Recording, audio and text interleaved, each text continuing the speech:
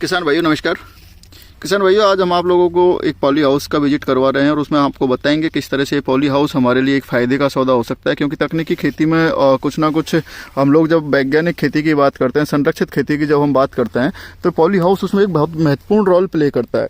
आज हम आपको सेवा गाँव में एक पॉली हाउस है, वहाँ से आप लोगों को रूबरू करवा रहे हैं, जिसमें हमारे जो इसके ऑनर हैं ऋषिकेश जी और उनके जो साथी हैं वो इसमें काफ़ी दिनों से इसके लिए प्रयासरत हैं और वो पहली फसल अभी ये आप यहाँ पे ले रहे हैं। तो ये पॉली हाउस में सबसे पहले तो मैं आपको बताना चाहूँगा कि इसको आपको लगवाने के लिए क्या प्रक्रिया है, किस प्रक्रिया से आपको गुजरना पड़ता है। तो मैं आपको बताना चाहूँगा, इसमें सबसे पहले आप लोगों को जो हमारा उद्यान विभाग की साइट है, उद्यान विभाग और कृषि विभाग की जो साइट है राजस्थान के लिए यदि मैं बात करूँ तो राज किसान साथी पोर्टल है, उस पर ई मित्र के माध्यम से आपको ऑनलाइन करवाना होता है। अब ई मित्र पे ऑनलाइन करवाने के लिए सबसे पहले जो जरूरी कागज हैं उनके बारे में मैं आपको बताना चाहूँगा कौन कौन से ऐसे जरूरी दस्तावेज हैं जो उसके लिए जरूरी हैं।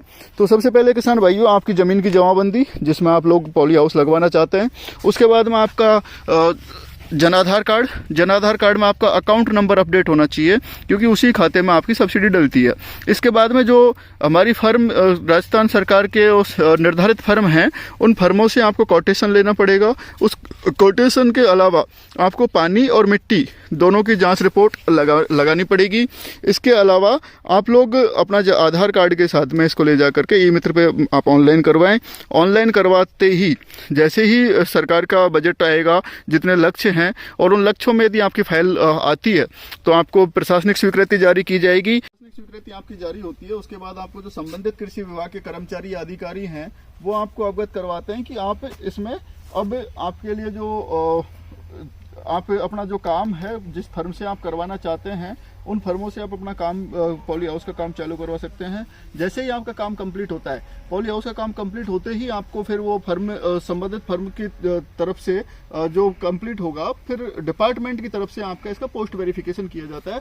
पोस्ट वेरिफिकेशन कंप्लीट होने के बाद में फाइनेंशियल स्वीकृति जारी होती है। फाइनेंशियल स्वीकृति, वित्तीय स्वीकृति जारी होने के बाद आपकी जो इसकी सब्सिडी है वो सीधा जो कंपनी है 70% पैसा जो कंपनी सरकार आपको सब्सिडी पे देती है वो भी कंपनी के खाते में जाएगा और उसके बाद जो 30% पैसे जिसकी डीडी आपने विभाग को बना करके दी हुई है वो पैसा कंपनी को पेमेंट कर दिया जाता है। उसके बाद आप इसमें अपनी फसल उगा सकते हैं। खीरे की फसल या इसके आप जैसे जो ऑफ सीजन वेजिटेबल्स हैं उनको आप उगा सकते हैं। टमाटर इसमें आप उगा सकते हैं, शिमला मिर्च आप इसमें ले सकते हैं, स्ट्रॉबेरी आप ले सकते हैं। लेकिन खीरा इसमें बहुत ज़्यादा लाभकारी माना जाता है और इसी वजह से ज़्यादातर जो संरक्षित खेती में हमारे किसान भाई लेते हैं वो खीरे की फसल का उपयोग ज़्यादा से ज़्यादा करते हैं।